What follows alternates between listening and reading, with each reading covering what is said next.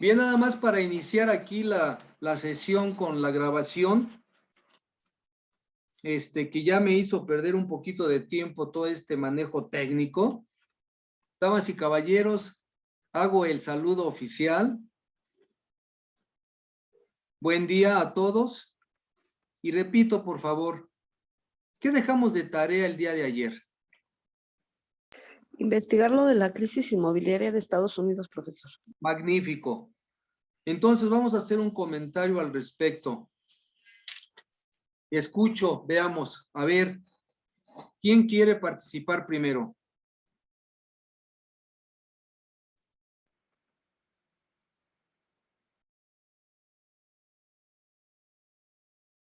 Sí, escucho.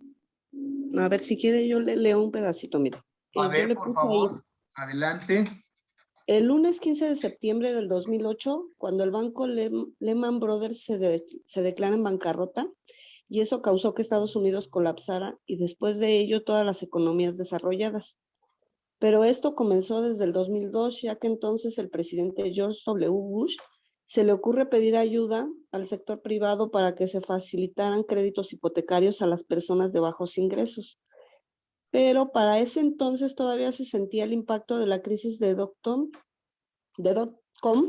del 2000, por la que colapsaron las empresas de Internet. A esta crisis inmobiliaria la bautizaron hipotecaria subprime, pero realmente eran activos con probabilidades de no pago, ya que la tasa de interés bajó del 6 al 1% y en unos meses. Así que los 8,000 bancos y agentes hipotecarios dieron crédito a personas que no debieron, ya que llegó gente que no contaba con empleo ni ingresos. Esto también causó que formaran una burbuja inmobiliaria y se inflaran los precios. En 2003, la Fed inició una subida de tasas de interés del 1% en ese año, a 3% en 2005 y a 5.5% en 2006, pero no funcionó. La burbuja estalló, las familias recurrieron a lo que se conoce como default y los bancos tuvieron pérdidas, se colapsaron los portafolios de inversión mundial. El pánico fue porque Lehman Brothers era demasiado grande como para caer. A partir de ahí, todavía se sienten efectos en países avanzados como Europa y Japón. Correcto, magnífico. Ahora, por favor, de una manera sencilla, bajo tu opinión personal, ¿qué fue? Lo que tú digas es bastante plaudible, es indiscutible, porque estamos aprendiendo precisamente lo que va a ser finanzas, de eso se trata. ¿Qué entendiste? En pocas palabras, por favor. Ajá, pues que empezaron a dar créditos a gente que no tenía ni siquiera dinero para pagarse, dieron créditos a todo el mundo y pues al no tener cómo pagar, pues obviamente se colapsó toda la economía. Efectivamente, sí, correcto. Bien, me da gusto. Aida Karina, ¿verdad? Sí, profesor.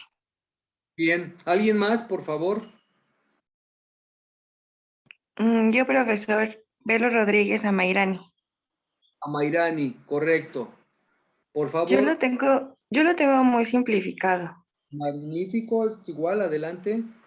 Bueno, dice que el origen de la crisis hipotecaria de Estados Unidos se enfocó en el mercado hipotecario estadounidense por la expansión del sector inmobiliario, generando una masiva oferta de hipotecas, de las cuales eran concedidas a familias de ingresos básicos. Los bancos que habían concedido las hipotecas procedieron a vender los títulos hipotecarios a los mercados financieros, debido al elevarse la tasa de interés y darse los impagos, dando lugar a una crisis que se extendió a un sistema financiero, generando una falta de liquidez. Y esto causó grande impacto en el país y otros países, entre ellos México. Correcto, Amairani. Sí lo diste muy sintetizado, pero es lo mismo. Es lo mismo en el sentido de que es la esencia de lo que también nos dio Aida. Correcto. Antes de que pida otra opinión, algo que sobresale aquí, algo muy importantísimo, que hay que me cabe el momento oportuno para poner el dedo en el renglón. Es de que ahorita que mencionaste a Mayrani y en relación a lo que nos dio también Aida, que se dice que esta triangulación que se dio entre inmobiliaria, comprador y la hipoteca que se hizo aquí a bancos. Y creo que ya habíamos comentado al respecto. Las inmobiliarias están vendiendo precisamente a todas las personas a quien llegó. Y aquí nos están diciendo que se dio en el sentido de que se brindaron, por ejemplo, crédito, que fue eso, venta de viviendas a crédito. Y no estudiaron, no llevaron a cabo lo que es el estudio del prospecto a comprar, que era en este caso por las familias que iban a comprar o pidieron crédito para comprar una casa. ¿Y qué pasó? Estas mismas empresas mobiliarias la venden a crédito, pero todos sabemos que el crédito financiero, ¿quién lo otorga? Los bancos. Los bancos son los financieros. Entonces, los bancos que están financiando a la empresa inmobiliaria, en un ir y venir, ¿qué hicieron? Están financiando a la inmobiliaria y la inmobiliaria al mismo tiempo hipoteca. Y al hipotecar dice la inmobiliaria, ya no tengo para pagarte el financiamiento porque no estoy cobrando lo adecuado. ¿Por qué? Dicen porque vendieron a personas cuyos sueldos o salarios en Estados Unidos es salario mínimo. General y manejan salarios. Bueno, pero indiscutiblemente el hecho es de que las familias, aquellas que no tenían precisamente para solventar lo que era cada mes los pagos, no nos mencionan precisamente que se manejó una clausulita por ahí y que sorprendió precisamente a las familias. La inflación, por una parte, la inflación promovida, manejada, controlada por el gobierno estadounidense. Y por la otra, que les subieron los intereses. Entonces esto ahogó a las familias que no pudieron pagar. Y como ya no podían pagar, recurren las empresas inmobiliarias a hipotecar con el mismo banco. Y ya el mismo banco ya hipotecó, pero le está dando precisamente por esa hipoteca que está, por esa garantía que está recibiendo de las casas, mismas que previamente se habían vendido, se hipotecan y al mismo tiempo está dando, hay que entenderlo así, están dando otro financiamiento externo a las inmobiliarias. ¿Y quiénes son los que se manifiestan como entidades en crisis económica? Los banqueros, propiamente los banqueros que están secundando a las inmobiliarias. Y vamos a escuchar ahorita otra opinión. ¿Quién más, por favor, para que esto lo vayamos delimitando plenamente? Por favor, ¿quién más?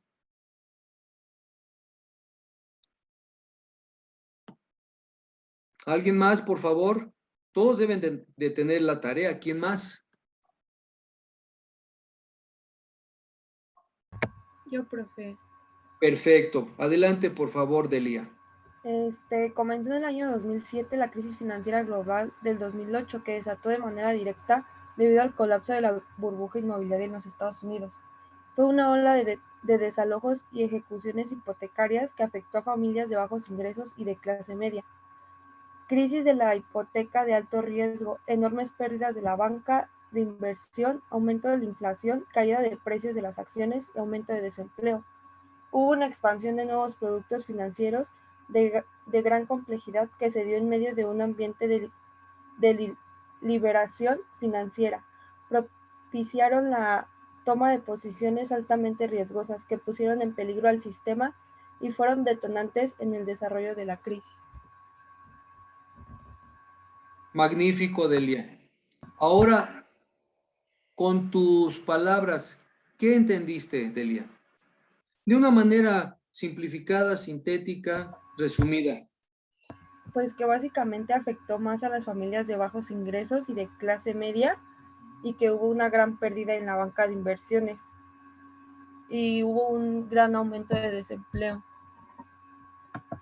Sí, cierto, correcto, Delia. Aquí los afectados directa y desgraciadamente fueron las familias que en un momento dado adquieren una casa. Ya las familias habían hecho de manera doméstica su planeación financiera. ¿Y qué sucede? Ellos tenían ya los planes, sí, ya habían calculado 5, 10 o 15 años. Pero viene aquí la intervención del gobierno en el sentido de que la tasa inflacionaria sube, la inflación sube. Por la otra, en los contratos, por ahí ya encontraremos el dato, los contratos traían precisamente, y eso es común, de que iba a subir precisamente los pagos o los abonos iban a subir, y todos los contratos aquí en México así se manejan. Va a ir subiendo los abonos de acuerdo a 3 puntos más en relación a la inflación. Si la inflación se mantiene en 3, 4, 5, 7% mensual, al año se saca el promedio y se le va a aumentar 3 o 4 puntos, o 5 o 7 puntos, dicen en los contratos, o hasta 10 puntos. Y eso es lo que ocurrió. Sube la inflación y automáticamente suben los abonos de las casas. Y es luego entonces cuando las familias ya no pudieron sufragar o sustentar sus pagos. Y las familias tuvieron que recurrir al refinanciamiento. ¿Cómo? Un refinanciamiento es llegar a un acuerdo. Pues yo ya te pagué tal cantidad de dinero, no tengo para seguir pagando, pues quiero un refinanciamiento. Bueno, pues en el refinanciamiento debes tanto, te vamos a dar tanto. Esa es una manera de cómo los contratos pueden rescindirse en Estados Unidos. Muy bien, damas y caballeros, fue muy interesante. Vean ustedes cómo es muy interesante esto de lo que es precisamente la crisis que se dio, y por ahí Aida nos mencionó que la crisis que nosotros conocemos, que viene partiendo desde 2006, 2007, 2008, tuvo todavía un antecedente. En el 2002, ¿mencionaste, Aida? Sí, profesor. Fíjate, desde el 2002 ya se estaba generando. 2002, 3, 4, 5, al 6, sí, efectivamente, en 5 años. ¿Qué sucedió? La inflación absorbió precisamente lo que es, por una parte también cabe decirlo, la canasta básica, y consecuentemente mermó lo que es el ingreso familiar. Bueno, muy interesante, damas y caballeros. Vamos a pasar a nuestro siguiente tema. Veamos ahora. Hablando de lo que es nuestro tema, ¿en qué me quedé el día de ayer? ¿Me ayudan, por favor?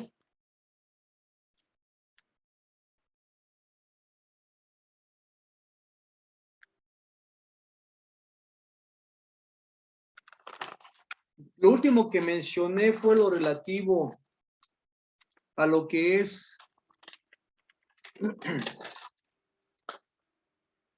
baja política y alta política. ¿Sí?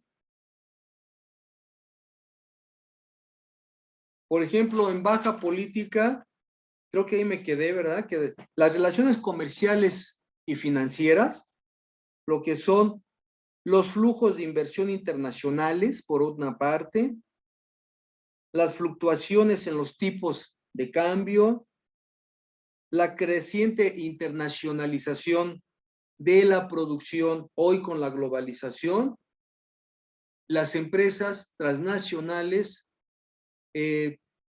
invierten, y al invertir en 2 o más países, al mismo tiempo están generando, ellas mismas están generando expansión en su inversión, produciendo el mismo artículo en 2 o más países, incluido el país de origen, ¿verdad? Eso es la creciente internacionalización de la producción. Y la erradicación de empresas industriales en países periféricos. ¿Qué es esto de la... A ver, pregunto nuevamente, ¿esto no lo vimos el día de ayer? Para partir de aquí. No, ¿verdad? No, profe. Y entonces partimos de aquí.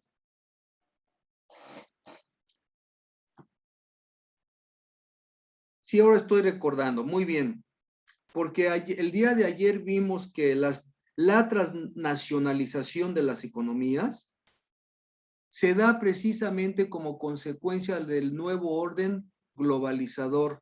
Dentro de las políticas de globalización económica, ahora las empresas nacionales en cualquier país trabajan, llevan a cabo su expansión interna de inversión, pero esto de transnacionalización quiere decir que ya se salen de su nación, de su país de origen, para invertir en otros países, ya sea en uno más o en varios más. Eso es la transnacionalización de las economías.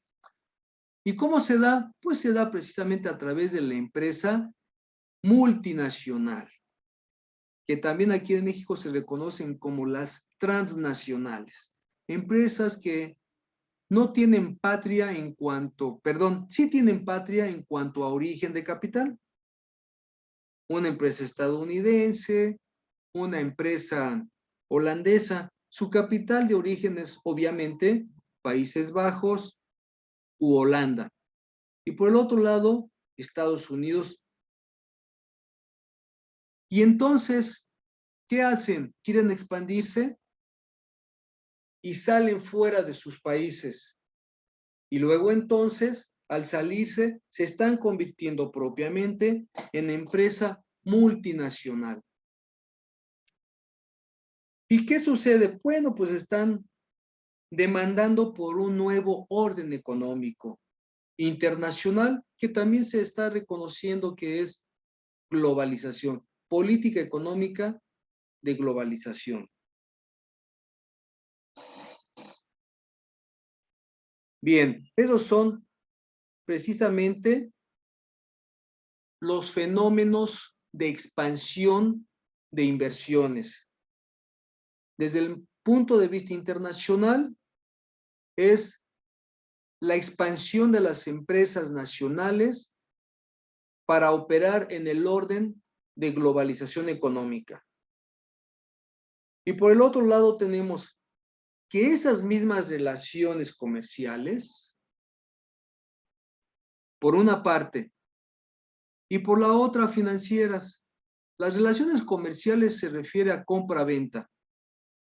Y por el otro lado, si se trata precisamente financieros, pues se está refiriendo también en un momento dado que puede ser compra y venta de acciones, obligaciones, por ejemplo, acciones en empresas, pero por el otro puede ser nada más el vender financiamiento.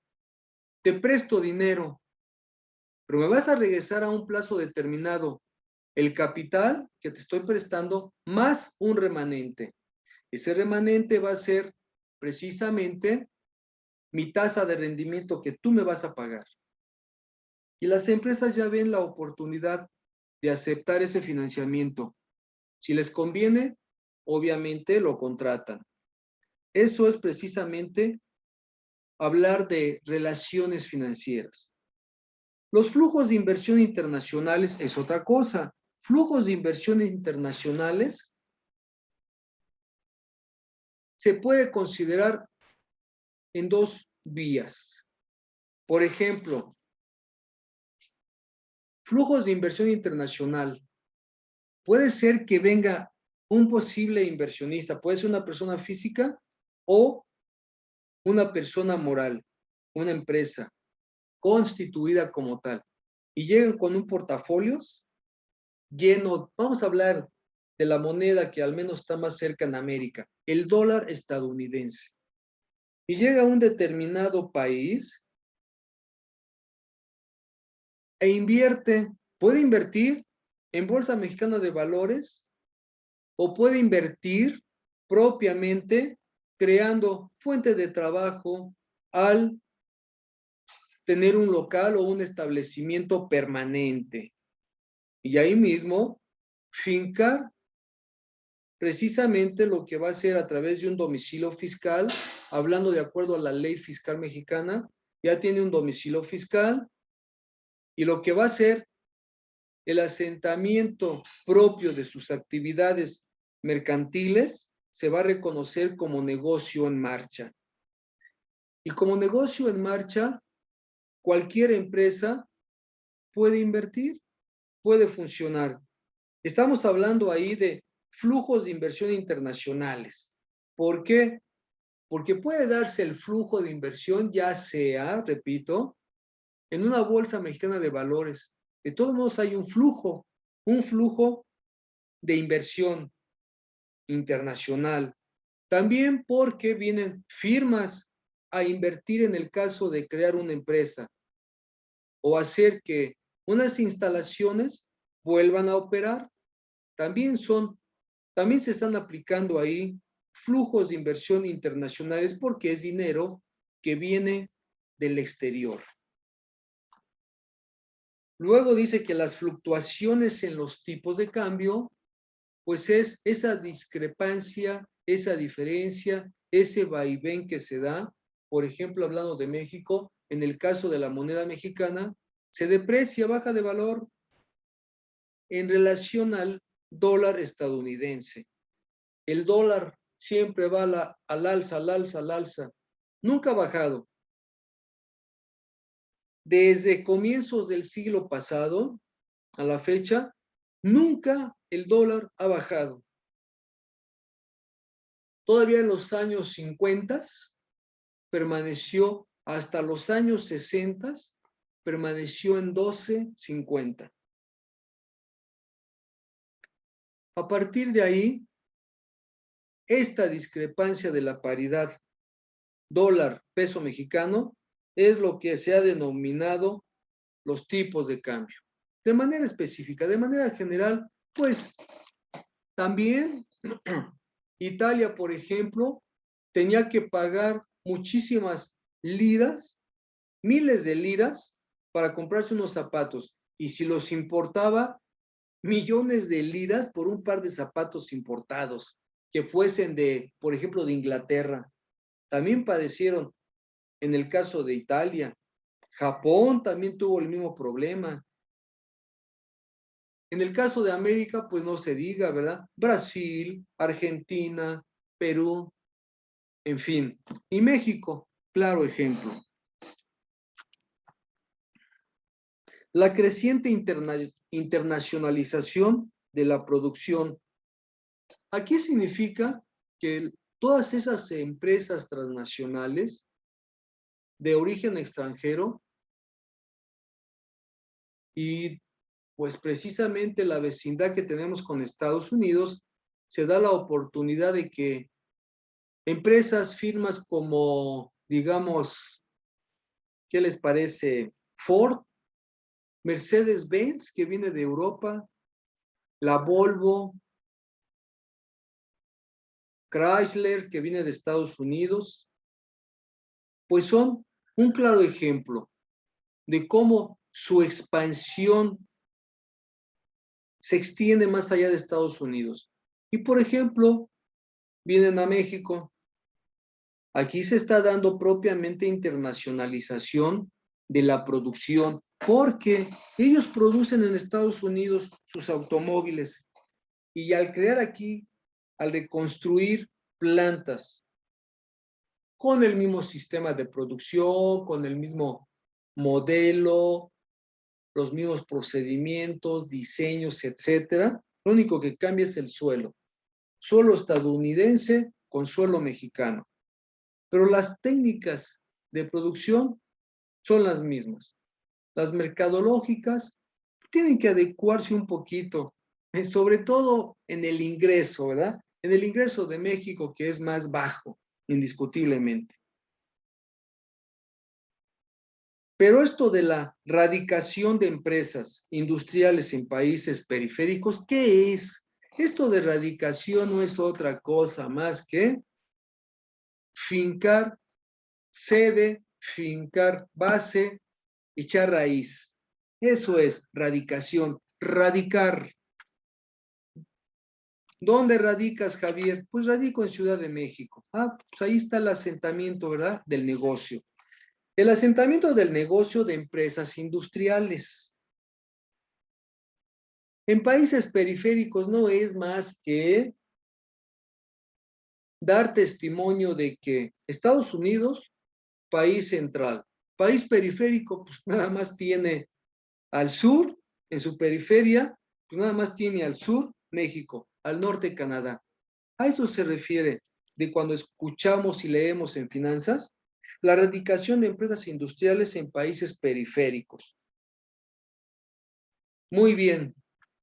Todos estos fenómenos que acabo de mencionar, la radicación de empresas industriales en países periféricos, la internacionalización de la producción, la expansión de las inversiones, las relaciones comerciales, por una parte, compra-venta de productos y de bienes y servicios, y por la otra, el otorgamiento de financiamientos, etcétera.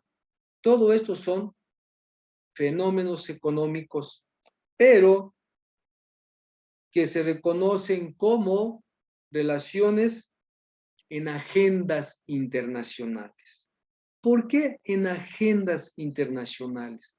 Porque tenemos la Organización Mundial de Comercio y ahí se estipulan, se crean los convenios, y dentro de esos convenios que se dan entre dos o más países, de acuerdo al negocio que estén tratando, de acuerdo a cómo deseen invertir, a expandir sus mercados, todo bajo la perspectiva de la globalización, pues es lo que se van a reconocer como fenómenos que ganan precisamente importancia en las agendas internacionales, porque queda plasmado en tratados internacionales de comercio. Ahí tenemos el Telecam, Tratado de Libre Comercio, precisamente, ¿verdad?, con Estados Unidos y Canadá.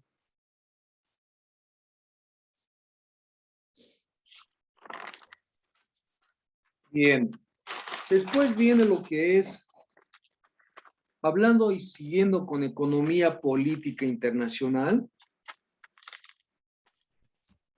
la economía política internacional se dice que nace dentro de la disciplina de las relaciones internacionales. Ya todos hemos visto por ahí precisamente que las relaciones internacionales históricamente viene desde siglos atrás, ¿verdad? Bueno, cuando digo siglos atrás, sabemos que las relaciones internacionales se dan entre dos o más países. Y en un comienzo, en un inicio, inclusive se daba a través del trueque. El trueque se daba en, te doy cabezas de ganado por pieles, tú que ya las tienes trabajadas, ya están en abrigos, calzado, y yo te doy lo que se reconoce animales en, ¿cómo se dice? Cuando es este animal en pie vivo. Así es, reses en pie, correcto. Ya en canal ya es cuando ya están sin piel. Bueno, entonces es el trueque. Después viene el periodo del mercantilismo, que concluye por ahí a mediados de los siglos, o del siglo, perdón, del siglo XVIII, porque ya a partir del siglo XVIII va a suscitarse el capitalismo. Entonces, aquí ya estamos hablando de relaciones internacionales. Bien, y sobre estos tópicos vamos a ver por ejemplo, que hay un tratadista que se llama Robert Gilpin. Robert Gilpin, de origen estadounidense, nos dice que todo esto de lo que es la disciplina de las relaciones internacionales se da dentro de un campo del realismo. Pero algunos críticos de Robert Gilpin le dicen que es un neorrealista del Estado céntrico, un neorrealista del Estado céntrico. ¿Por qué? Porque su punto de vista es el siguiente. Dice que los estados, todos los estados están buscando principalmente resguardar sus propios intereses. Eso lo sabemos todos, ¿verdad? Resguardar sus propios intereses y proteger su independencia. Dice tanto política por una parte como económica por la otra. Ahora bien, la Organización de Naciones Unidas, hay que recordar que es una organización que está precisamente, sí, auspiciada por Estados Unidos, pero todos los integrantes están de acuerdo en que van a seguir conservando su autonomía, su respeto a su soberanía, y por lo tanto se están protegiendo sus intereses. Entonces no hay nada nuevo, ¿verdad? Dice Robert Gilpin, los estados buscan resguardar sus propios intereses y proteger su independencia. Ahí está, en la máxima de Organización de Naciones Unidas. Porque dice que tanto política, claro, es el ejercicio que ejerce el gobierno, en el caso de México. Como política económica, bueno, por un lado tenemos la política jurídica y por el otro lado tenemos la política económica. Bien, esto es precisamente que dice Robert Gilpin, en el sistema nacional alude a la posición de que ciertos materiales producen ser distribuidos por la ley del crecimiento económico desigual entre los estados. Pues esto también ya lo sabemos. Desde época del presidente Luis Echeverría Álvarez, se empezó a hablar de países desarrollados y países en vías de desarrollo o países subdesarrollados. Y ahí quedó etiquetado México, hablando de relaciones internacionales. Por un lado el campo político y por el otro lado el campo económico. Y efectivamente, pues sí, el señor Robert Gilpin tiene razón. Pues así ha sido.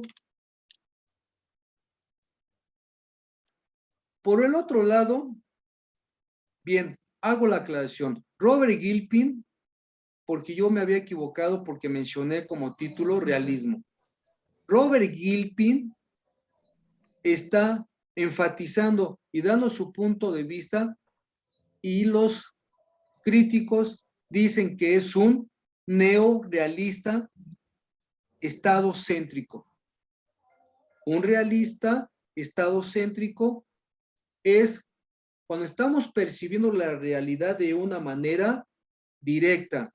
Bien, pero como este señor está repitiendo el concepto, le agregaron el prefijo neorealista, porque ya mencioné, pues son circunstancias, eso de que todos vemos por nuestros propios intereses, ya lo reconocemos de toda la vida. Por eso me dicen, bueno, este señor es un neorealista. Bien, pero ahora viene otro punto de vista. Ahora sí, viene desde el punto de vista puro, es decir, realismo, realista. Y aquí dentro de un realismo heterodoxo, un realismo fiel desde el punto de vista de seguir la línea recta, respetando costumbres y la normatividad. Eso es un realismo heterodoxo. Bueno, está entonces una estadista que es Susan Strang. Susan Strang, de origen británico, de origen inglés, dice que el Estado no es la única fuente de autoridad en la economía política internacional y su concepto de poder estructural no es el único. Si ustedes observan, esto del realismo también ya fue en el siglo XVIII, en los años 1776, ya fue expuesto o ya se dieron las primeras ideas del liberalismo económico que decía Adam Smith. El mercado tiene que dejarse libre, el mercado tiene que ser de esta índole para que haya mayor competencia. Y al haber mayor competencia, va a haber precisamente mayor auge de mercado. Bueno, y aquí Susan Strang dice que el Estado no es la única fuente de autoridad en la economía política internacional y el concepto estructural es toda la estructura que el Estado mantiene. ¿A qué se refiere? Y vuelvo entonces con Adam Smith. Adam Smith decía, es que el Estado no debe de regular precisamente los mercados. El Estado no debe intervenir en las cuestiones mercantiles. Y el Estado en ese sentido dijo, no, está muy difícil, ¿verdad? Y hasta la fecha, hablando de México, el Estado ha participado. Ya no en muchos campos, el Estado mexicano se ha retirado. Pero el Estado mexicano por ahí todavía sigue de cierta manera ejerciendo un control. Si aún así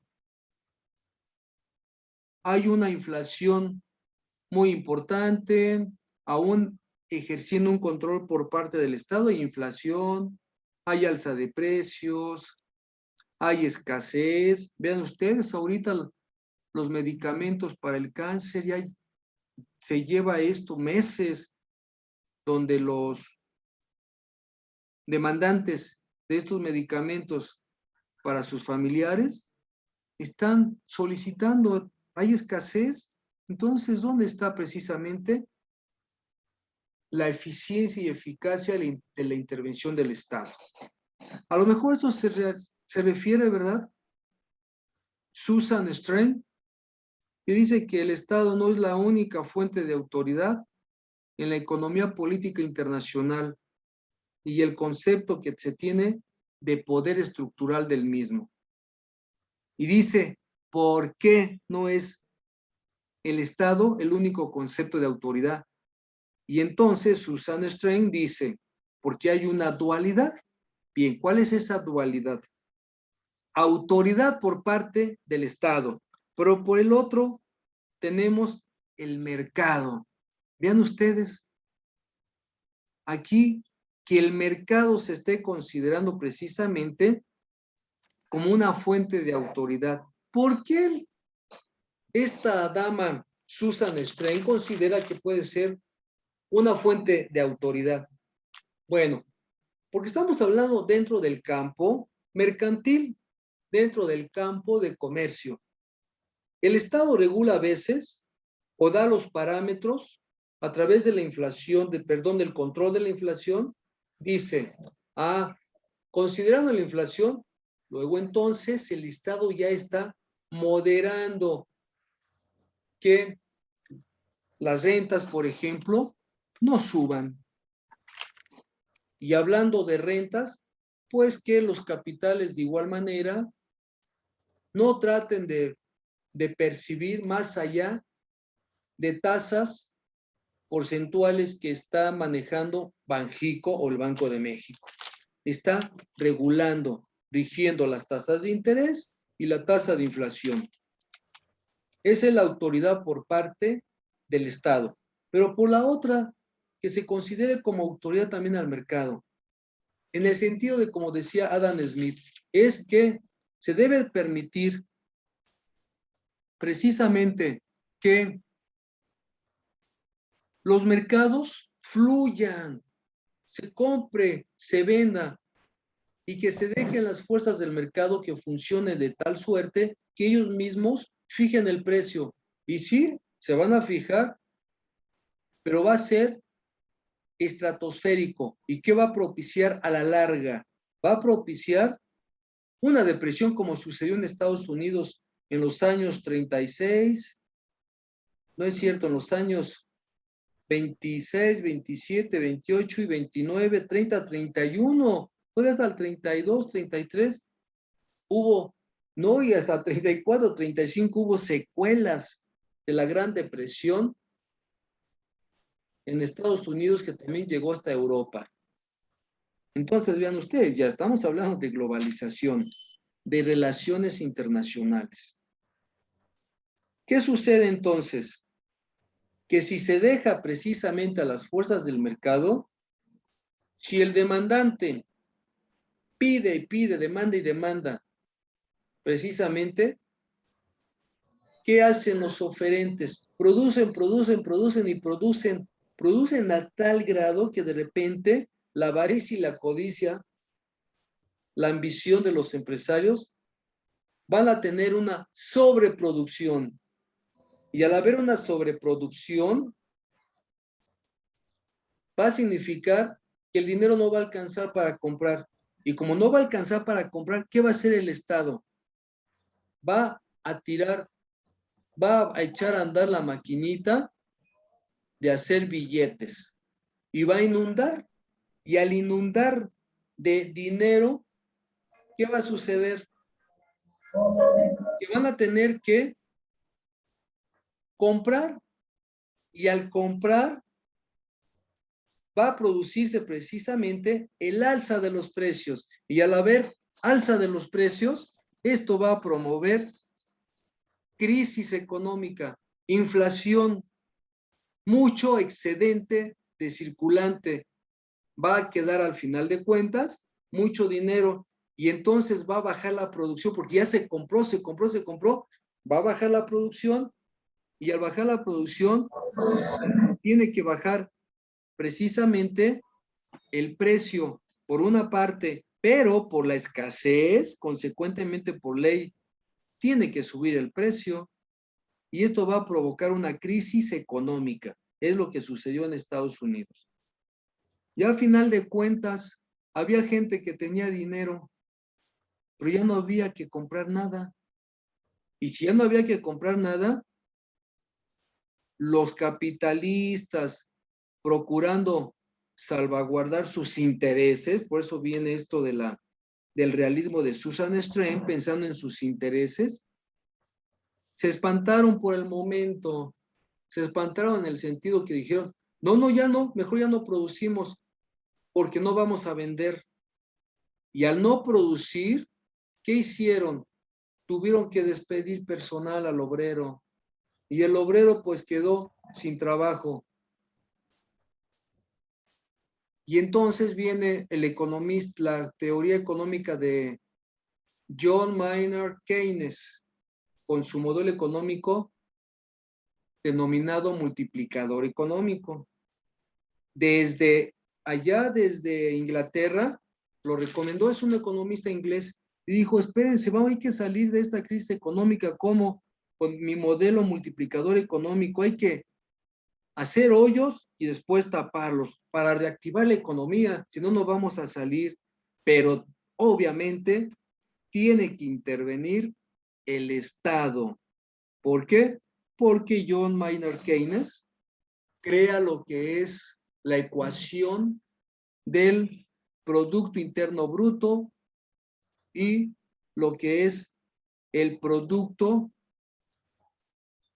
Interno Nacional.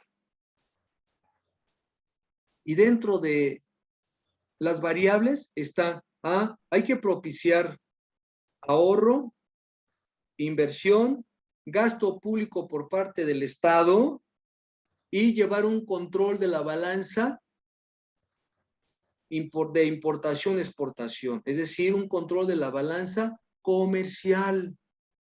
Y solamente así vamos a reactivar la economía. Y es así como se reactiva la economía, damas y caballeros.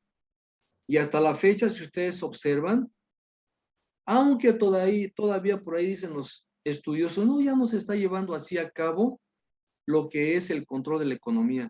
Claro que sí, todavía se está llevando a cabo. Aquí en México, observen, después de la pandemia, ahorita, el gobierno, a través de obras públicas, vean ustedes, está realizando obras públicas. Solamente así se reactiva la economía, sacrificando al pueblo, porque el pueblo a final de cuentas vamos a pagar esos gastos en impuestos, contribuciones. Todavía no se ha visto, pero el Estado tiene que recurrir a los impuestos.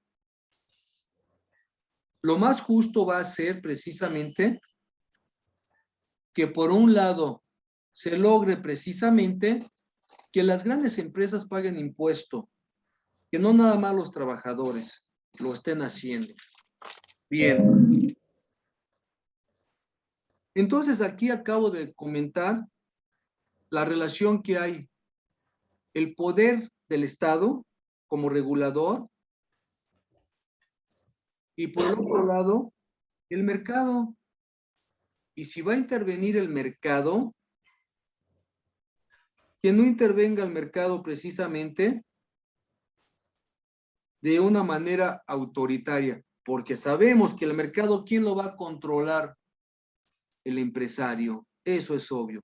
Si empieza a especular el empresario, ¿cómo puede especular? Primero, lo más clásico y tradicional es diciendo, no hay producto, hay escasez, lo que ya les comenté en la Gran Depresión. Hay escasez, y si hay escasez, la gente está dispuesta a pagar lo que sea, cuando el circulante es excesivo. Entonces, vean ustedes, si el Estado no va regulando lo adecuado, que no haya sobreproducción por una parte, pero que tampoco haya subproducción por la otra, que haya un mercado regulado. Luego entonces, hoy en día que se está pugnando por el neoliberalismo, es precisamente que el gobierno, el Estado no intervenga. Y ya estamos mirando que es peligroso que el Estado, que el gobierno no intervenga. Bueno, porque al final de cuentas, el neoliberalismo dice que no intervenga el Estado en el mercado. Pero que sí intervenga cobrando impuestos. ¿Verdad? Ahí sí. Y que cobre impuestos al consumo final, al IVA. Entonces, por eso no se han puesto de acuerdo en el aparato legislativo. Bueno, entonces, la economía política internacional se maneja a través de una dualidad, la autoridad del Estado y el mercado. Por el otro lado, se habla del poder estructural. Dentro del poder estructural económico, precisamente, pues se maneja lo que es la estructura, la infraestructura y la superestructura. La infraestructura es desde el punto de vista económico, no desde el punto de vista de la ingeniería. Desde el punto de vista económico, se va a referir a todas aquellos canales que tienen que crearse para que el flujo económico funcione. Y ahí pues van a entrar precisamente, por ejemplo, los mercados, los canales de distribución adecuados, marítimos, terrestres y aéreos. Políticas. Ya las políticas van a ser parte de la superestructura que se van a crear, estipular a través de leyes, códigos, precisamente.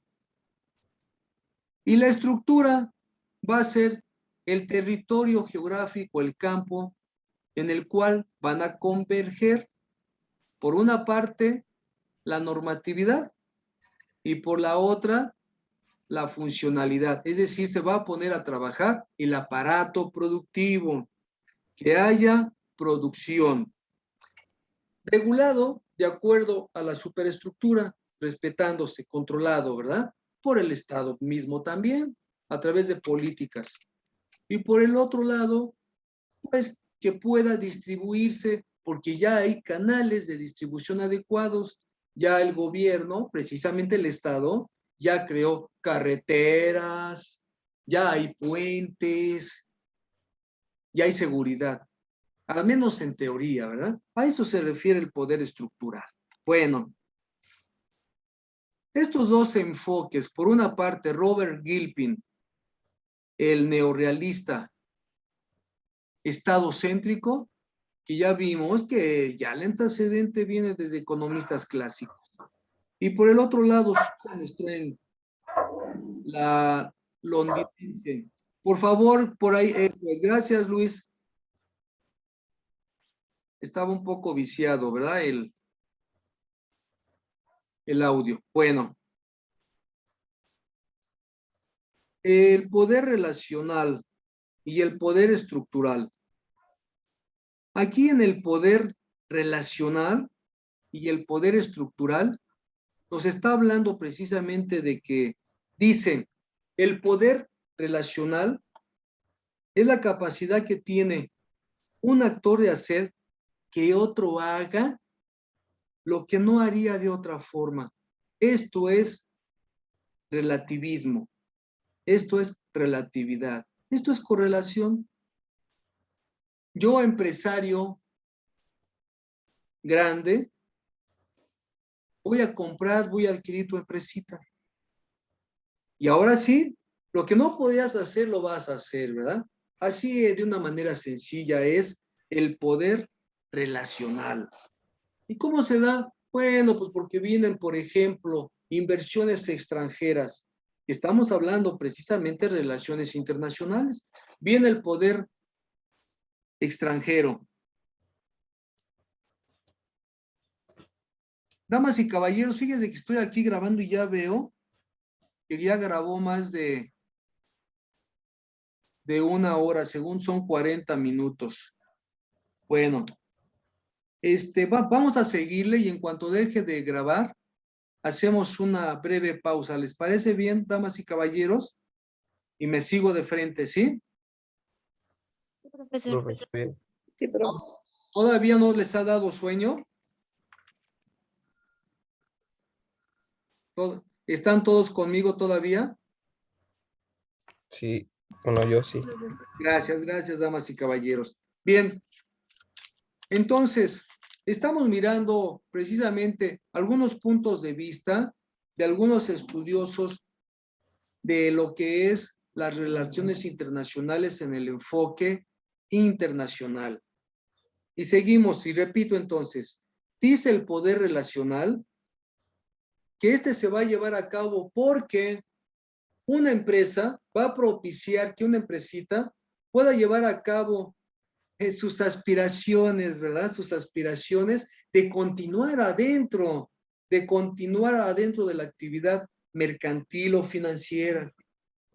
Y les decía, vienen, por ejemplo, inversiones o empresas del extranjero y adquieren empresas o empresitas en México y ya las absorben, ya están funcionando. Por una parte es bueno, es óptimo, es sano. ¿Por qué? Siempre y cuando estén creando fuentes de trabajo. Pero ¿qué tal si vienen con el último grito que es la tecnología? Y dicen, traemos hoy nueva tecnología, nueva perspectiva, nueva estrategia. Ya la empresa ya no va a funcionar con 100 trabajadores, va a funcionar ahora con 15 trabajadores, los cuales se van a encargar a través de una consola electrónica de producción en la torre. Ahora, ¿qué vamos a hacer?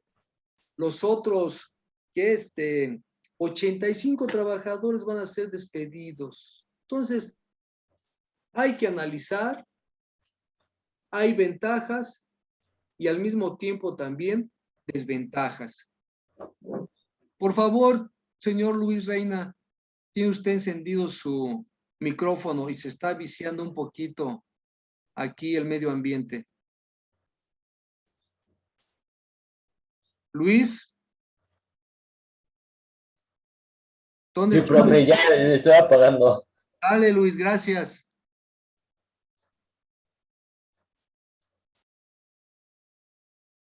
Gracias, Luis, muy amable.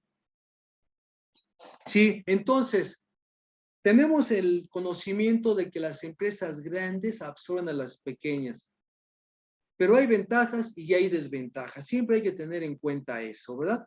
Pero para entender lo que es el poder relacional, eso es, muy bien. El poder estructural, por otra parte, se dice que es el poder de dar forma y determinar la política económica global, en las cuales los otros estados, como son sus empresas, sus científicos y otros profesionales, deben operar. Si ustedes observan esta política del poder estructural, es la manera de llevar a cabo un acuerdo internacional. Todo el mundo se pone de acuerdo. Ese es el poder estructural. ¿Cómo vamos a funcionar en el ámbito internacional? A eso se refiere. Bueno.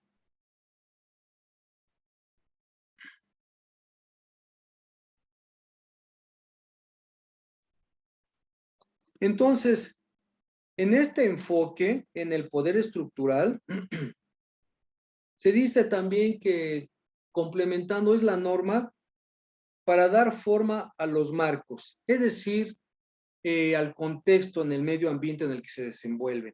Y estamos hablando que es internacional, es global, en los cuales los estados, los que participan, ¿verdad?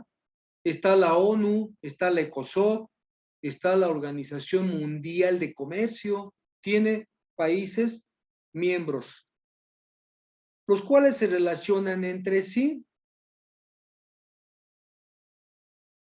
Se habla de personas, claro, porque las empresas están conformadas de personas. Entonces, esta relación es entre personas y las empresas. ¿Por qué? Porque hay personas, una sola persona física posee millones de dólares o millones de libras esterlinas y está dispuesto a participar como socio. Entonces, ya como persona, puede en un momento dado invertir en una empresa, la cual va a resurgir ya con personalidad jurídica independiente como persona moral. Por eso, este poder estructural se refiere en un momento dado a personas y a empresas dadas.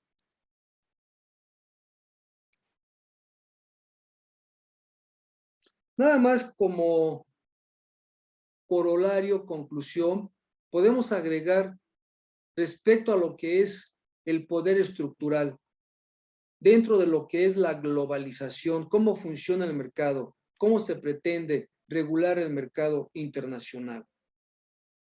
Para ello, pues se requiere precisamente a través de lo que es, por ejemplo, hablamos de la ONU, un órgano rector que tiene que ver en el tema económico, el ECOSOC, Fondo Monetario Internacional, Banco Mundial, la Organización Mundial de Comercio también. Y por ahí tenemos también la Organización Mundial de Aranceles, también participa, ¿cómo no? Todos ellos están de acuerdo en algo, que se debe de tener precisamente una relación en 4 puntos. Se tiene que regular lo que es seguridad para que los mercados funcionen de tal suerte que no se corra riesgos alguno. Y sobre todo, el crédito. El crédito es importante. Muchas veces las empresas operan bajo presión en el sentido de que tienen solvencia, pero no tienen liquidez. Bueno, considerando que tienen solvencia y que no tienen liquidez, pero que esa solvencia se puede convertir en liquidez, por ejemplo, si no es al corto, sí al mediano plazo, pues facilitarles otro elemento que sería crédito. Bien. Otro elemento importante es lo que se reconoce como conocimiento, y el conocimiento se da a través de normas, estatutos, leyes. En el ámbito internacional está precisamente lo que es la ley internacional, que está conformado precisamente como fuentes de las mismas, pues están las costumbres que vienen de siglos atrás, lo que ha conformado también parte de lo que es la ley internacional.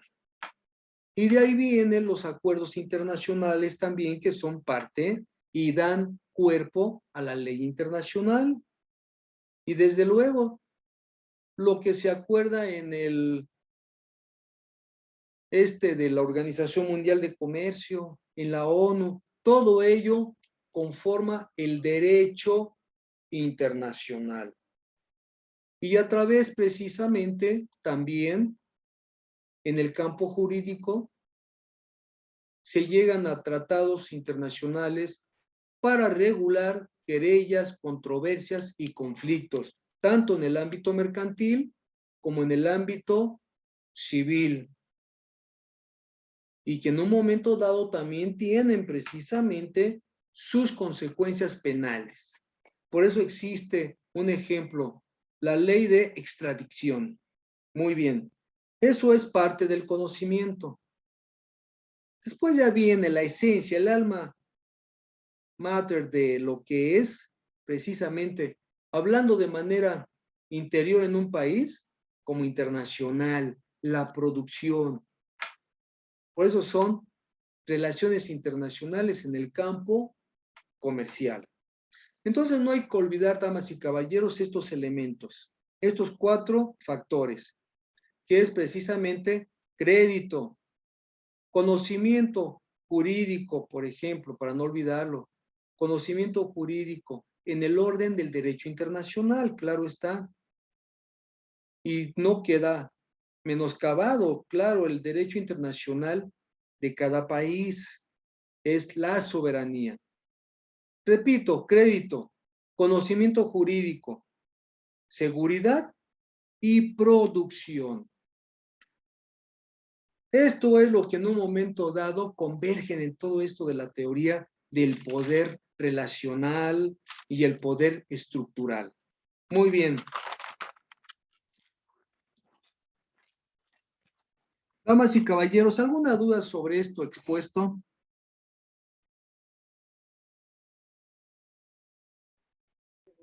No, profe. Bien, gracias.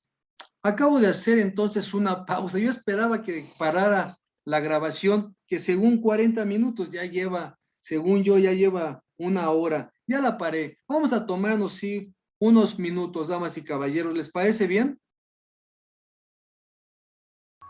Sí, profe. De acuerdo. Está bien, vamos a tomarnos unos minutos, un receso, para que nos circule la sangre, por favor.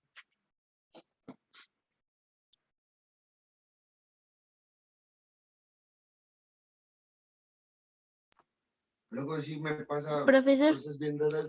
¿Sí? el compañero José Armando se encuentra conmigo. Es decir, ¿están trabajando los dos juntos? Exactamente. Bien. Para cuando pasemos lista, ya me contestan, ¿de acuerdo? Claro que sí, Claro muchas que sí, gracias. profe. Bien, gracias. No, gracias a usted.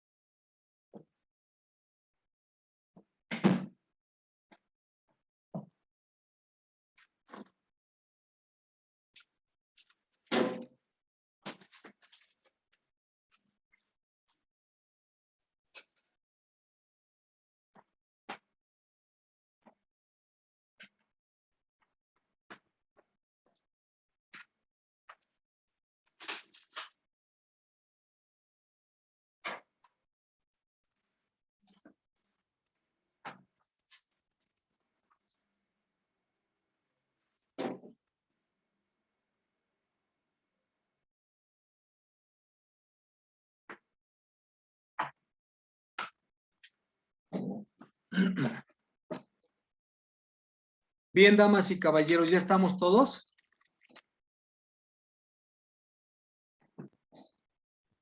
Sí, profe. Ya está Samantha. ¿Quién más está con nosotros al aire?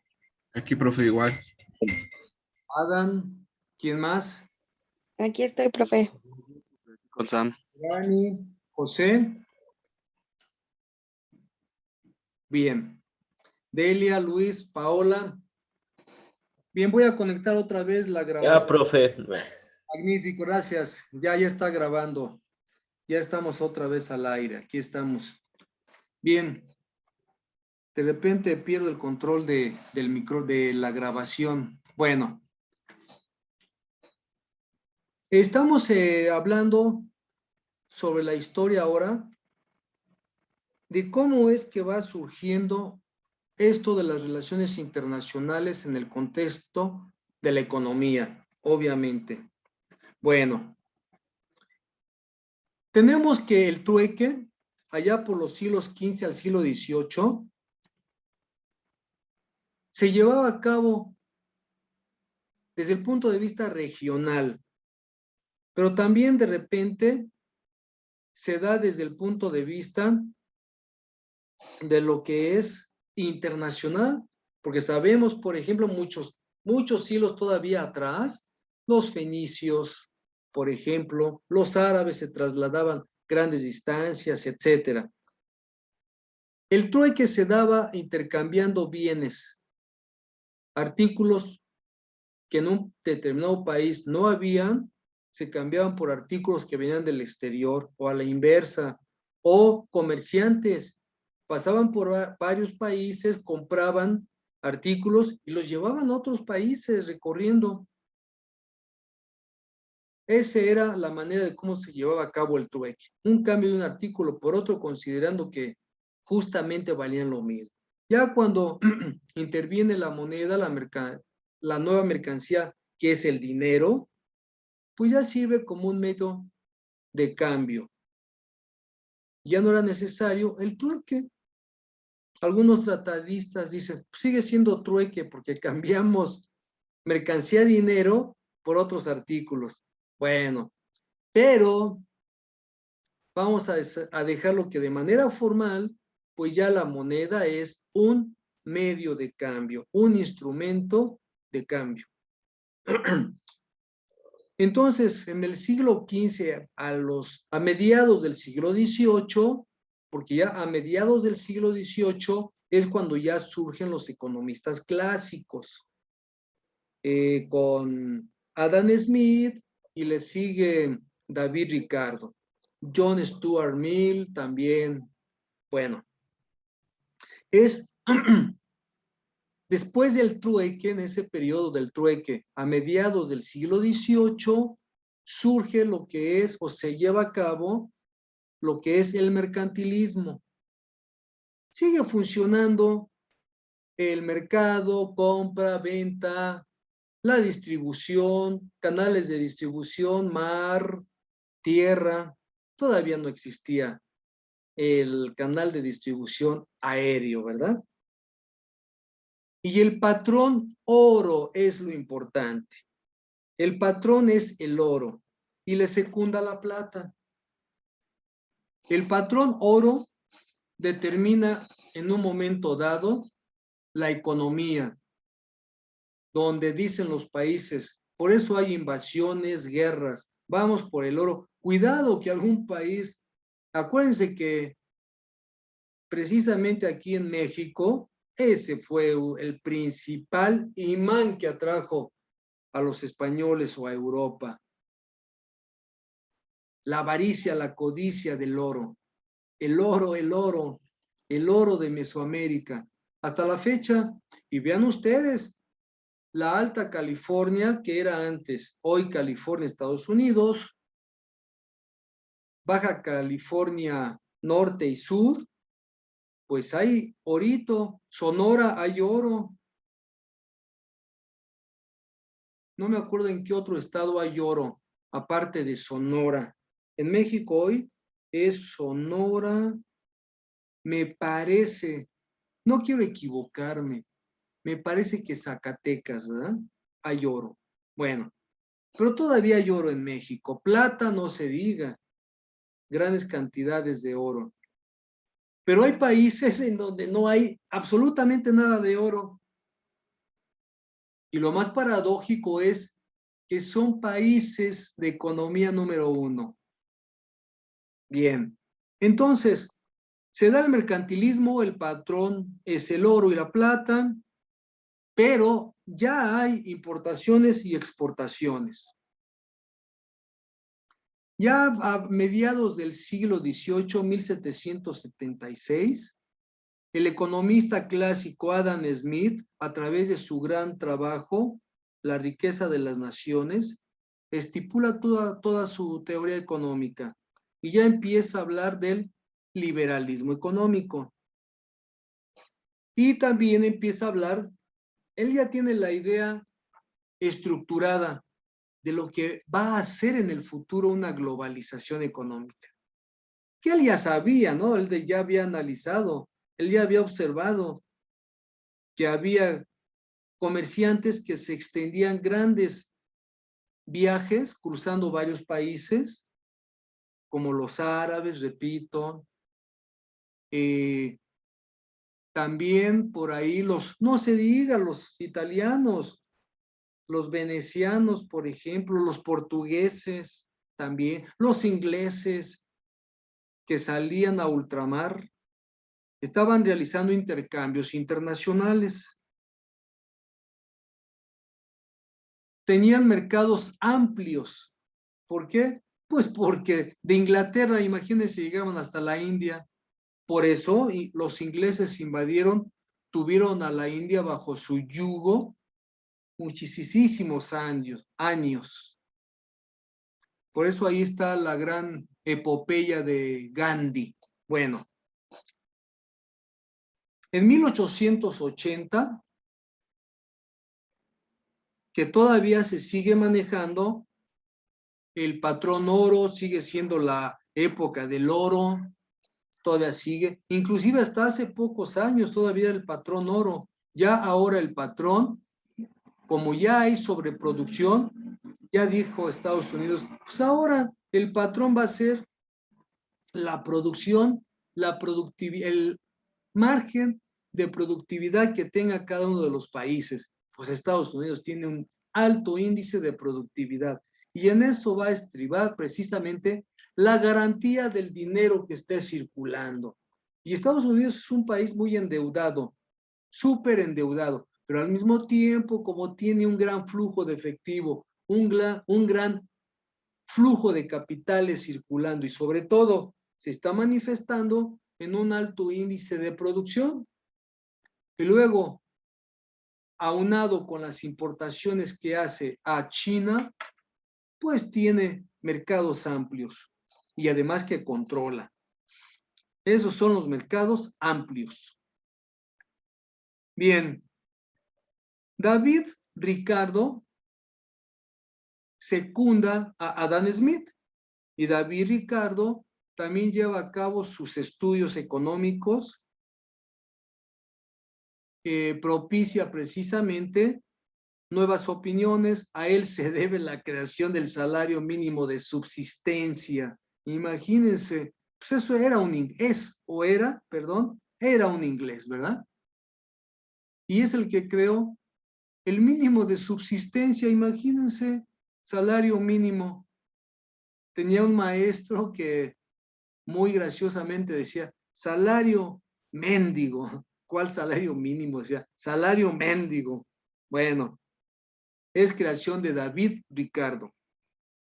David Ricardo decía que había una ventaja comparativa dentro de su teoría económica que es muy amplia. Él estipulaba una ventaja comparativa y para eso adaptaba a los países a su realidad. Y decía, esta ventaja comparativa es que vamos a comparar este país con aquel país. Luego entonces, si un país, dada su escasez, debe especializarse en lo mejor que hace.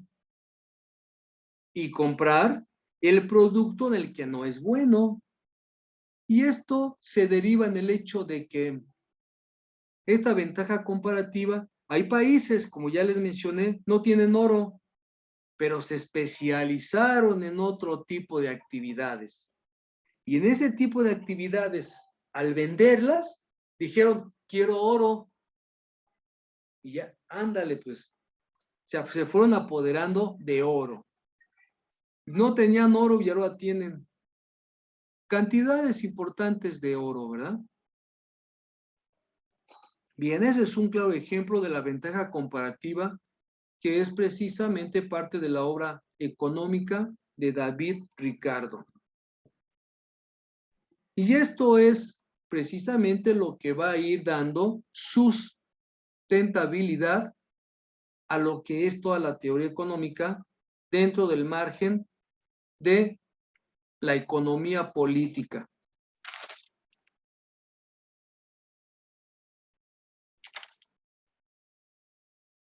Y empezamos entonces y dice David Ricardo, hay empresas, perfecto, estas empresas tienen que funcionar y han funcionado durante muchos siglos. Empezaron, muchos siglos, apenas están viviendo los primeros 100 años de lo que es el florecimiento, nacimiento de la burguesía, en Inglaterra, el industrialismo, etcétera. Entonces, esos talleres familiares, domésticos, se fueron conformando en gremios, y ya esos gremios posteriormente ya son empresas. Y ya empieza a surgir la idea de un mercado global. Por ahí dicen, por los años 60, ya vimos que es antes de los 60, es indiscutible. Pero en fin, hoy en día ya está el mercado global. Y el cambio global, ¿qué es lo que propicia? Pues propicia precisamente y sigue siendo el cambio. El cambio que se da a través de, ya sea mercados de capital, mercados de dinero, el financiamiento que es parte en ambos mercados hay financiamiento. Nada más depende, si hablamos de mercado de dinero, estamos hablando al corto plazo. Si hablamos de mercado de capitales, ya es más de un año. Y en ambos casos, pues se da compra-venta, ¿verdad? Y tiene que procurarse que haya precisamente un desenvolvimiento. Países que no tienen dinero, pues hay que facilitarles crédito. Algo deben de tener en su país. ¿Por qué? Porque ya lo dijo David Ricardo. En algo en lo que un determinado país carezca, pues hay que buscar la manera de especializarse en hacer algo que lo haga bien. ¿Para qué? Pues para venderlo y compensar su situación de escasez. Y todo esto va propiciando creación de nuevos mercados. Los nuevos mercados van surgiendo y para eso hay que recordar, está el mercado europeo. No se diga el mercado del norte, México, Estados Unidos, Canadá, mercados de Centroamérica, mercados de Latinoamérica. Y para eso por aquí vamos a mencionar algunos. ¿Cómo se da la creación de nuevos mercados? A través de la expansión. La expansión financiera. La expansión puede darse siempre de manera vertical o de manera horizontal. De manera vertical se puede dar cuando la expansión de la inversión de una empresa, la que ustedes gusten, empresas importantes. Ya ustedes por ahí me dieron el dato, ¿verdad? La Coca-Cola pertenece a un grupo y me dijeron que es FEMSA.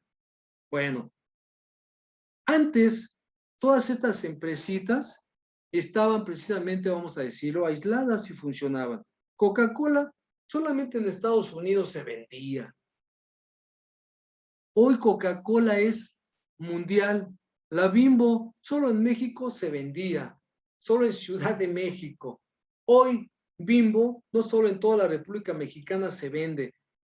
En Estados Unidos y en el mundo llega Bimbo.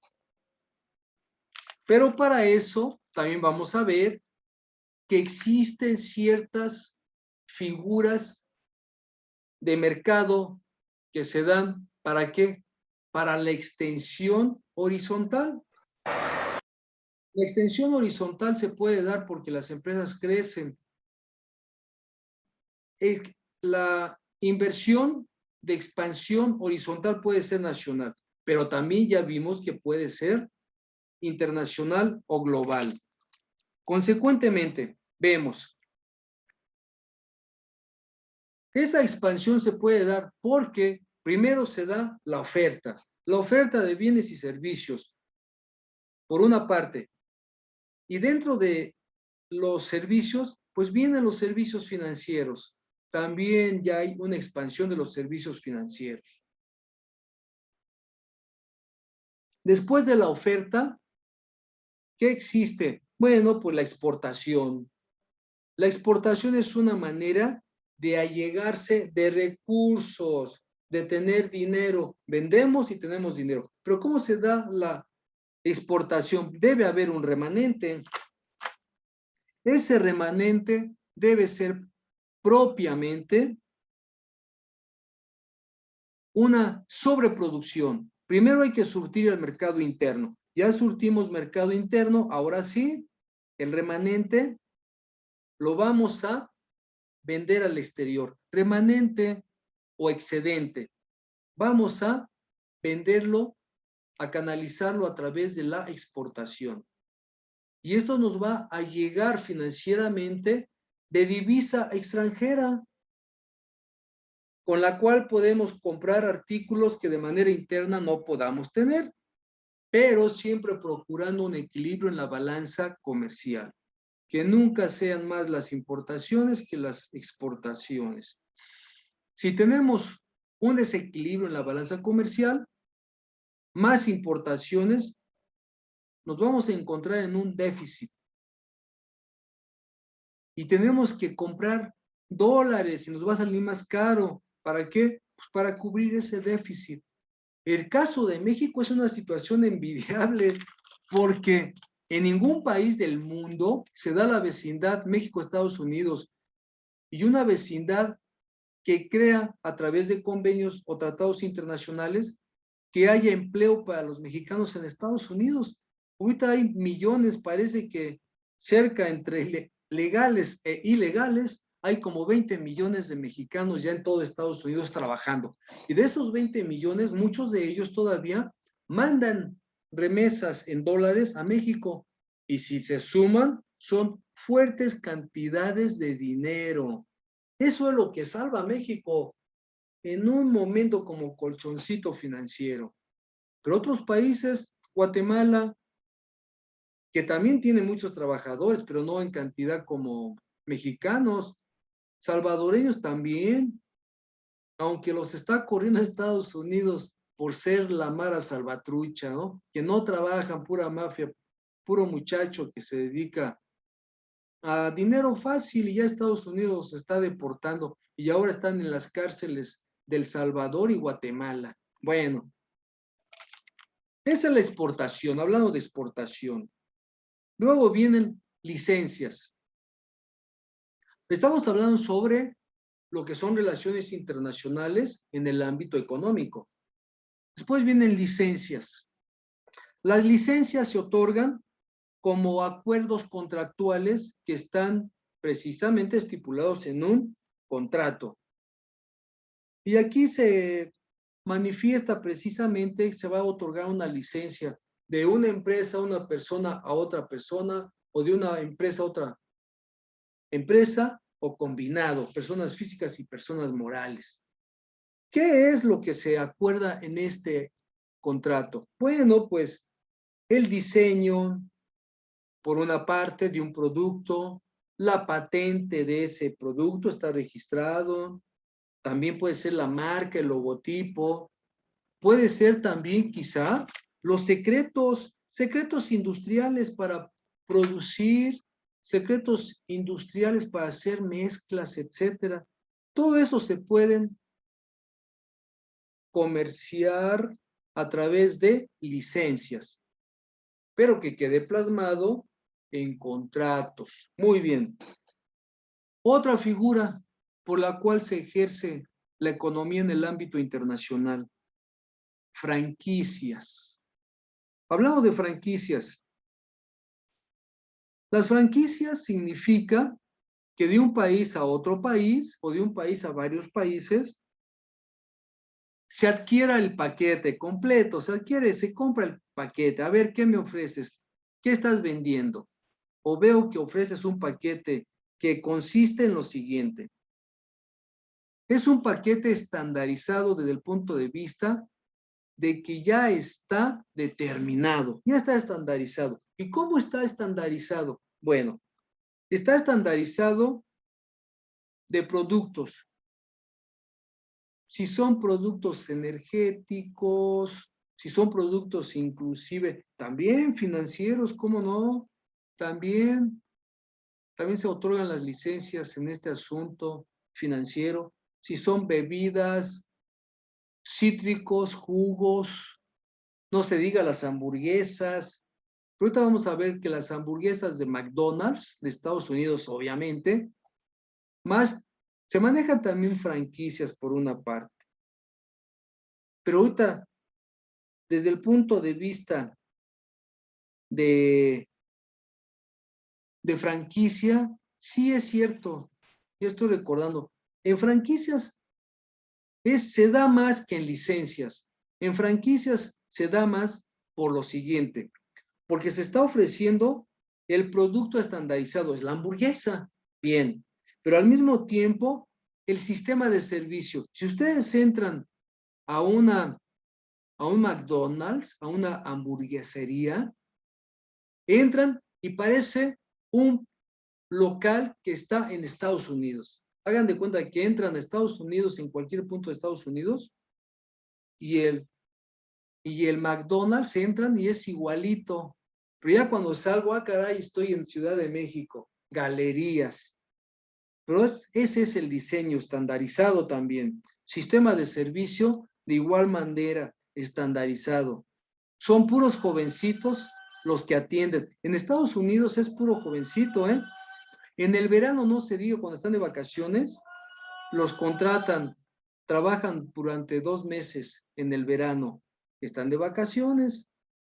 Y jovencitos en la universidad cuando están de vacaciones, cuando es la high school, cuando es la primaria, o jovencitos que todo el año, antes eran ilegales, ahora ya está más estricto. Ya son muchachos que dejaron de estudiar y ya están trabajando en McDonald's, puro jovencito. Y aquí es igual, puro jovencito.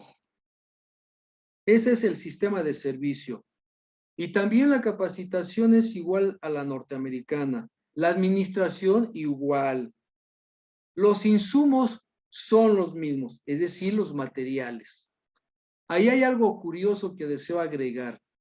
Por ejemplo, hablando de insumos. Un desayuno de huevos, pues yo me imaginaba un par de huevos estrellados, si no, son huevos así en tortilla o revuelto. Pero observen también aquí en México, es una maquinita en donde cae el huevo, la yema, y nada más la avientan al sartén. Y uno se pregunta, ¿será realmente yemita y clara de huevo? Ya hay duda, ¿verdad? Por eso es parte precisamente de todos los sistemas de servicio, el producto estandarizado, la capacitación, la administración, etcétera. Todo es McDonald's. Eso es una franquicia. Otra manera de llevarse a cabo la economía internacional es alianzas estratégicas. Una alianza estratégica, ahorita lo vamos a mencionar, es cuando 2 o más países se alían. ¿Para qué? Pues para llevar a cabo una actividad económica. No hay más. Inversión extranjera. Pues es cuando aquí en el caso de México llega inversión estadounidense, alemana, holandesa, belga, y hasta China. Ya vean ustedes cuánta inversión china hay en México, coreana, rusa, árabe, no se diga.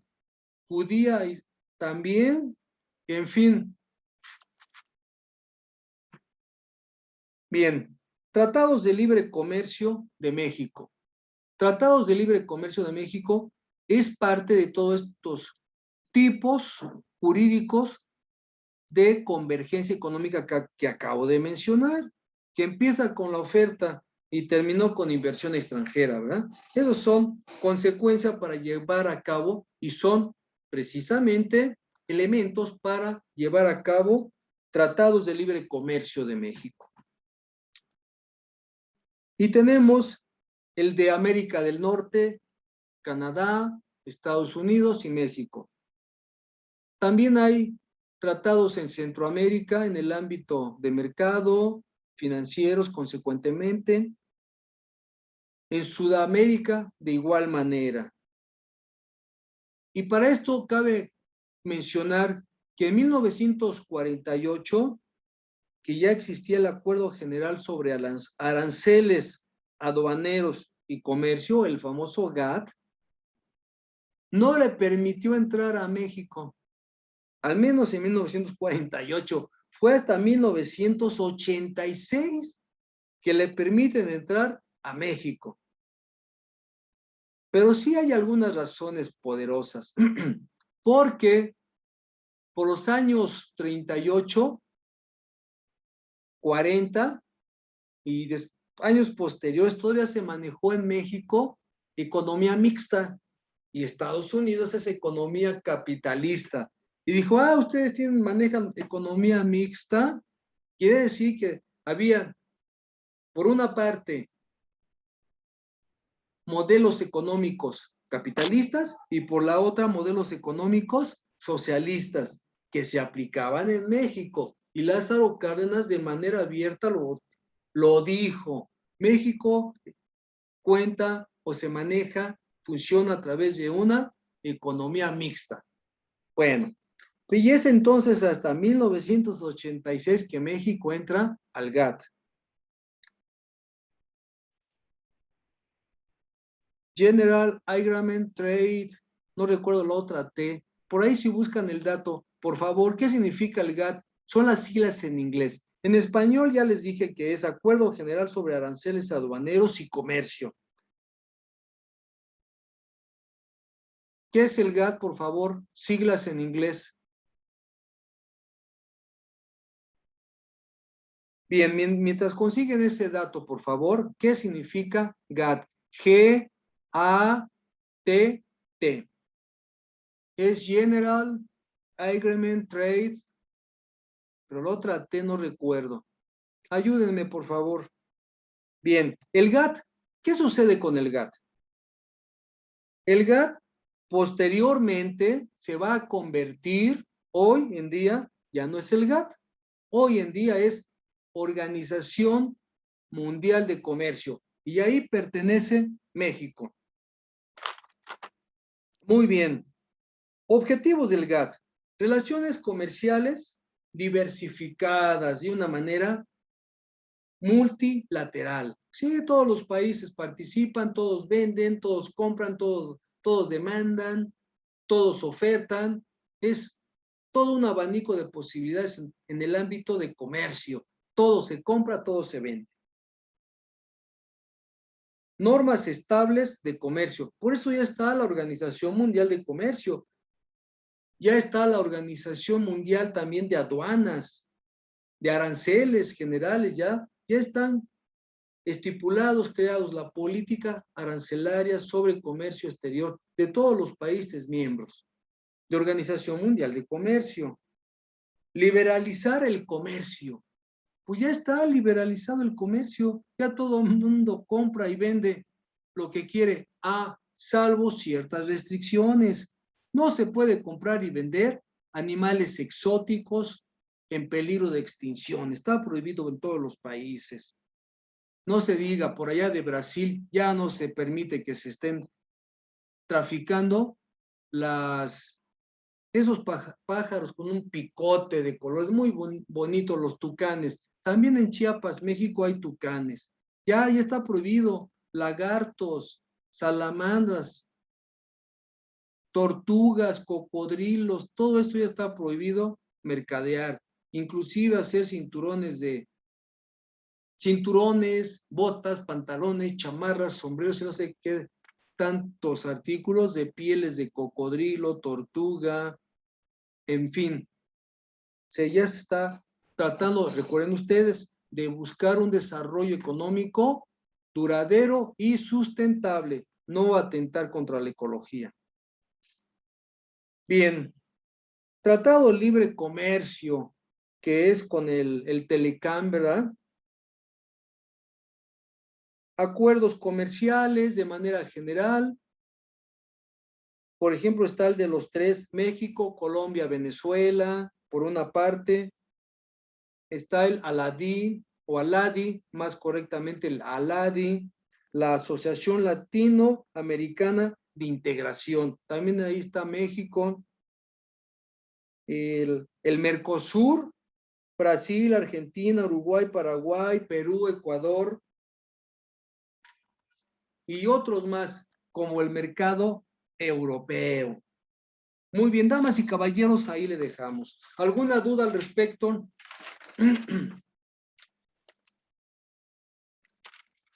No, profe. Bien. Paso lista entonces, damas y caballeros. Y damos por concluida la sesión. Tarea para mañana, por favor. La tarea para mañana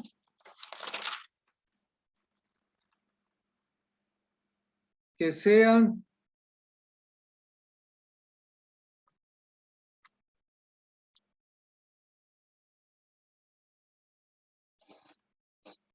necesitamos unos términos importantes.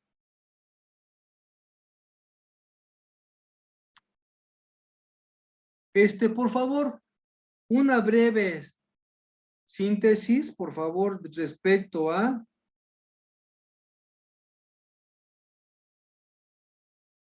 relaciones comerciales,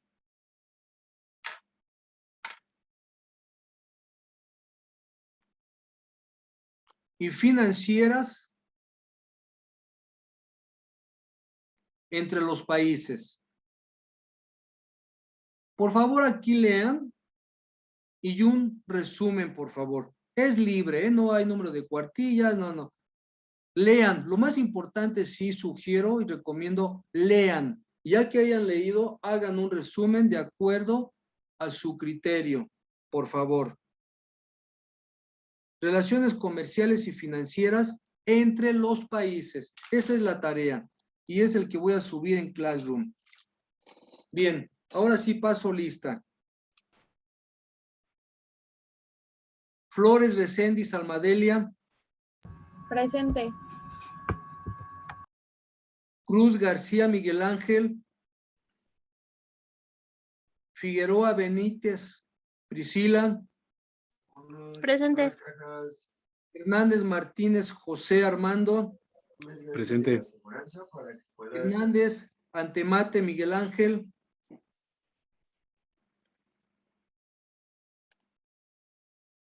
González Pérez Carlos Eduardo.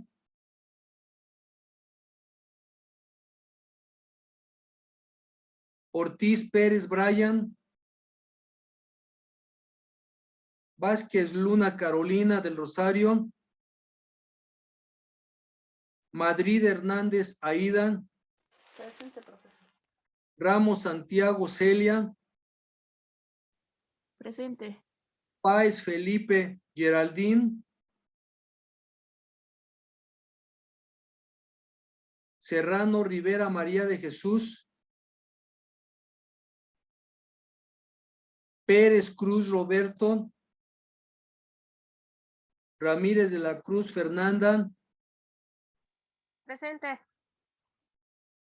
Rojas González Adán. Presente. García Vargas Kevin. Álvarez Fragoso Litsi. López Rico Alexis. Regalado Pérez. Bania. Baña estaba hace rato, ¿verdad? ¿O me equivoqué de grupo? Creo que fue en el otro grupo. Sí, hay muchos alumnos que ya no están aquí en esta lista, están en otros grupos, etcétera. Hernández Zárate Enrique, Rodríguez Víctor Aram, Rendón María Fernanda, Mateos Flores Lisset, Reina Cruz José Luis, Presente. Melo Rodríguez Amairani, Amairani, profesor, sí, presente. Chavero Pérez Enrique, Jiménez Flores, Pizaña Rodríguez José Antonio, Presente.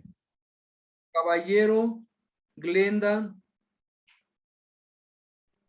García Vargas Ana Rosa, Olvera Torres Darío, Jardines Rosendo, Villeda Velázquez, Telles Vega Adriana, Marín Gutiérrez, Arrazola Aguilar Samantha, Ruiz Martínez, Loyo González. Todas estas personas al último parece que están en otro grupo. Iré yo simplificando la lista. Bien, damas y caballeros, ya tienen tarea. ¿Alguna duda, damas y caballeros?